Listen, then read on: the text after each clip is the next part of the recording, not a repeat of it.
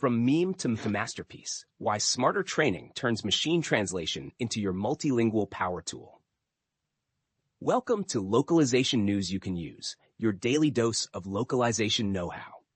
Let's pull back the curtain on those viral screenshots of mistranslated menus and warning signs and talk about what really separates laugh-out-loud blunders from life-saving clarity in machine translation. Free public engines like Google Translate and DeepL handle holiday postcards and small talk decently, but they stumble the moment you throw them into the jargon-dense corridors of cardiology, patent law, or avionics.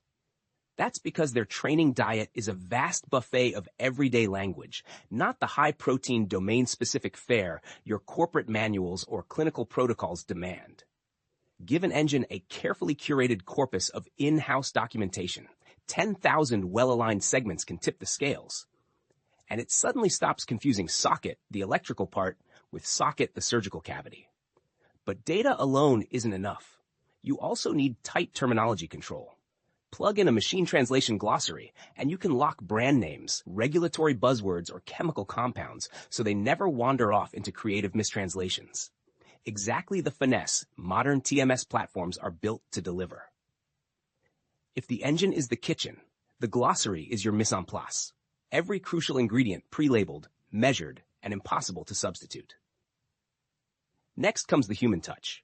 Recent university studies have clocked professional post editors slicing turnaround times while keeping quality intact, thanks to neural output that's already good but not good enough. Finance sector trials echo the same story.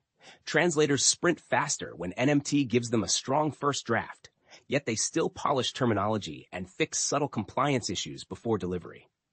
And the feedback loop is getting tighter. Automatic post-editing now feeds real-time human edits back into the engine, creating a self-improving cycle that trims errors with every pass. Why bother? Because the stakes are high. Medical teams comparing discharge instructions found that public MT missed nuanced warnings often enough to require human oversight every single time. Mental health researchers reached a similar verdict.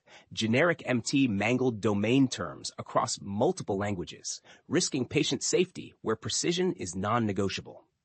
Legal translators tell the same cautionary tale. One mistranslated clause can flip liability on its head and cost millions. That's why enterprises from aerospace to fintech are investing in bespoke engines, trained on their own bilingual archives, and continuously refreshed with each product release. Even bleeding-edge large language model helpers aren't magic wands.